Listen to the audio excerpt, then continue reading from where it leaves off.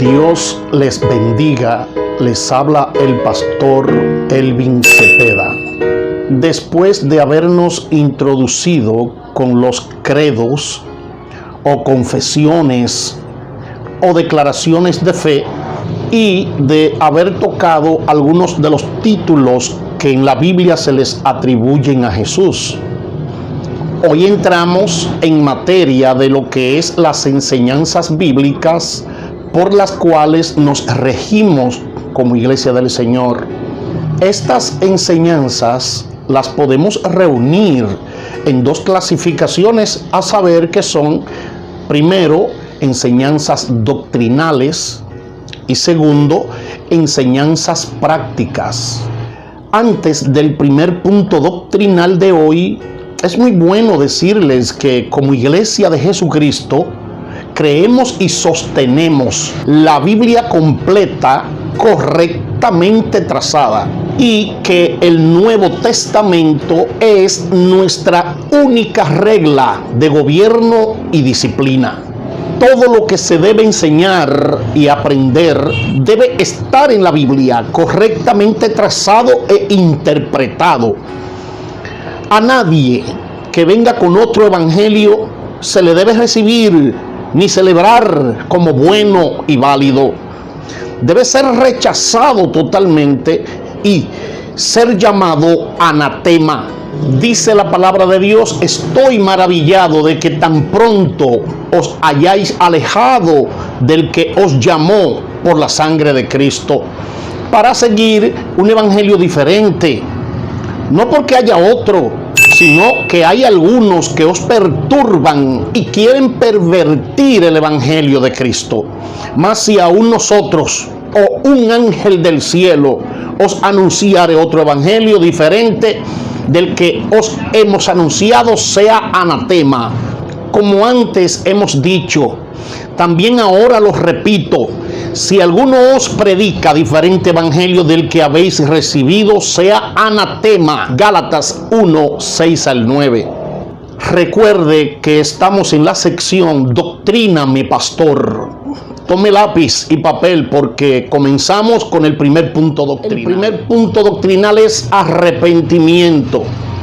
Marcos capítulo 1, versos 15 al 16 dice: después que Juan fue encarcelado, Jesús vino a Galilea predicando el evangelio del reino de Dios, diciendo: el tiempo se ha cumplido y el reino de Dios se ha acercado.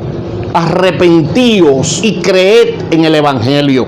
La palabra tiempo en griego, kairos, esta palabra se refiere a un tiempo particularmente auspicioso. Podemos ver en Mateo 13:30, 16:3, también 21:34, como en Mateo 26:18, Lucas 19:44, Juan 7:6, Romanos 5:6, Efesios 1:10. En este caso se trata de la venida del Mesías y del establecimiento de su reino. El término parece haber sido usado frecuentemente con referencia particular a la venida del Mesías y el fin del mundo. Marcos 13:33, Lucas 21:8, Efesios 1:10 y Apocalipsis 1:3. El anuncio de Jesús: el tiempo se ha cumplido y el reino de Dios se ha acercado, era igual al mensaje de Juan en Mateo 3:2. El pueblo lo entendía como una declaración de que el reino mesiánico estaba por establecerse para el común de la gente, y sin duda también para Juan esto implicaba el establecimiento de un reino terrenal para los judíos y el triunfo subsiguiente sobre todos sus enemigos. A través de todo el ministerio de Jesús continuó esta mala interpretación y tan solo fue corregida en la mente de sus discípulos después de la resurrección. Lucas 24, 13 al 32, Hechos 1, 6 al 7. Aunque por medio de sus parábolas repetidas veces Jesús había enseñado que el reino que había venido a establecer era fundamentalmente un reino espiritual. Mateo 4:17, 5:3 y Marcos 13:1 al 52. El anuncio de Jesús, el tiempo se ha cumplido, se refería a la profecía de las 70 semanas de Daniel 9:24 al 27, cerca de cuyo fin el Mesías príncipe iba a confirmar el pacto con muchos y se le quitaría la vida. En los días de Cristo, por lo menos algunos creían que ese periodo de Daniel estaba terminándose. Cuando vino el cumplimiento del tiempo, Dios envió a su Hijo al mundo. Gálatas 4:4. Cuando Jesús comenzó su ministerio, el tiempo estaba maduro para el establecimiento de su reino. También nos dice Lucas capítulo 13, verso 3. Os digo antes, si no os arrepentís, todos pereceréis igualmente. El tiempo del verbo arrepentís en griego indica una acción continuada. Por lo tanto, Jesús aquí, como a ellos, nos insta a perseverar en el arrepentimiento. El castigo por el pecado se consumará en el gran juicio final si no nos arrepentimos. Notemos que Jesús no condena ni a Pilato ni a los galileos. Si alguno de los judíos estaba esperando que Jesús condenara la crueldad de Pilato, quedó decepcionado. El cristiano, si así lo desea, puede aprender de todas las vicisitudes a caminar más perfectamente y con corazón humilde delante de Dios. Los fracasos, las desgracias y las calamidades, ya sean ajenas o propias, pueden enseñarle al humilde y receptivo Hijo de Dios lecciones preciosas que no se aprenden de ningún otro modo. Hechos 3:19. Así que arrepentíos y convertíos para que sean borrados vuestros pecados, para que vengan de la presencia del Señor tiempos de refrigerio. Al decir aquí arrepentíos, del griego significa cambiar de opinión.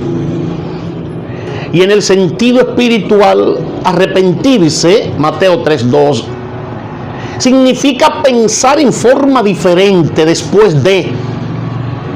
Es decir, cambiar de forma de pensar, cambiar de propósito. Comprende mucho más que la confesión del pecado, aunque esto también estaba incluido en la predicación de Juan, Mateo 3:6.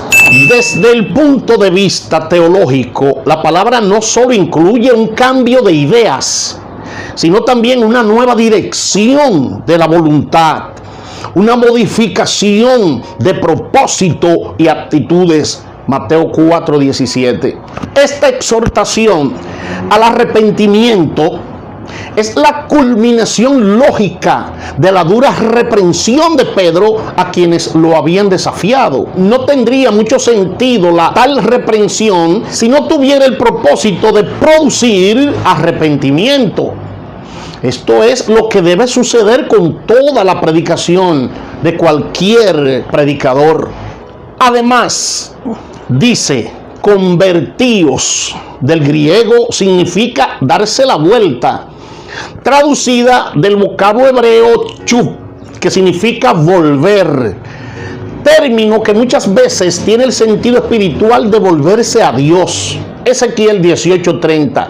El verbo epístrefo describe apropiadamente el cambio que ocurre en una persona cuando acepta a Cristo como Salvador y Rey. Y Lucas lo emplea frecuentemente en este sentido. Hechos 9:35, 11:21, 26:20. La conversión es la base de una experiencia cristiana genuina. Se distingue del nuevo nacimiento, cual encontramos en Juan 3:3 y 3:5. Solo en que puede considerarse como el acto del hombre que se aparta de su vieja vida de pecado, mientras que el nuevo nacimiento o regeneración es la obra del Espíritu Santo que actúa sobre el hombre simultáneamente con su conversión. Ninguna de las dos fases de esta experiencia puede cumplirse sin el Espíritu Santo.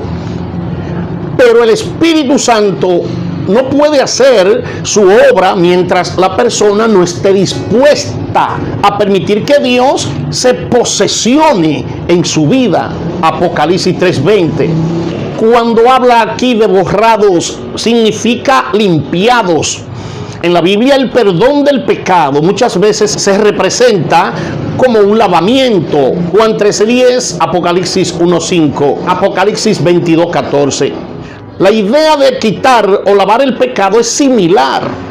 La imagen que bien puede asociarse con las palabras aquí expresadas es la de una acusación que define los pecados del penitente, que son absueltos por el amor perdonador del Padre. Isaías 43:25, Colosenses 2:14, Mateo 1:21, 3:6, 28 y Lucas 3:3. El resultado inmediato para los que aceptaron la exhortación de Pedro al arrepentimiento fue el perdón de sus pecados. En este sentido puede considerarse que esos pecados fueron borrados de inmediato. Sin embargo, la eliminación definitiva del pecado ocurrirá precisamente antes de la segunda venida de Cristo y en relación con el fin de la obra del Salvador. La culpa por pecados específicos queda cancelada cuando son confesados y perdonados, y serán borrados del registro el día del juicio. Ezequiel 3:20, 18:24 y 33:13. Al usar aquí el término ¿para qué? O sea, para que sean borrados vuestros pecados, a fin de que esta frase expresa propósito. Sí, para que expresa propósito. La conversión de los pecadores tiene el poder de acelerar el cumplimiento de los propósitos de Dios y por lo tanto de apresurar la venida de su reino en su plenitud, ya que Él no ha retardado, Él no ha demorado su promesa como quien quedó mal, sino que es paciente, es decir, que alarga el tiempo con pasión por ti, para que no te pierdas y te arrepientas, porque Él es tardo para la ira y grande en misericordia. Por ello, Pedro instó a sus oyentes a arrepentirse y a convertirse. Y les dijo que estas actitudes serían seguidas por, primero, el perdón de sus pecados. Segundo, la venida de los tiempos de refrigerio. Y tercero, el glorioso advenimiento de Jesucristo. De la presencia del Señor, literalmente del rostro de Dios, desde el trono de Dios. Es de donde solo y directamente viene el refrigerio al hombre si se arrepiente de sus pecados, si se convierte a nuestro Señor Jesucristo. Arrepentirse es imperativo. No podemos entrar al cielo, no podemos ser perdonados, no podemos ser cristianos genuinos si no nos arrepentimos de nuestros pecados. Amadas y amados, hasta aquí el tema, el arrepentimiento. Hasta aquí la sección Doctríname, Pastor. Les habló el pastor Elvin Cepeda. Dios me les bendiga.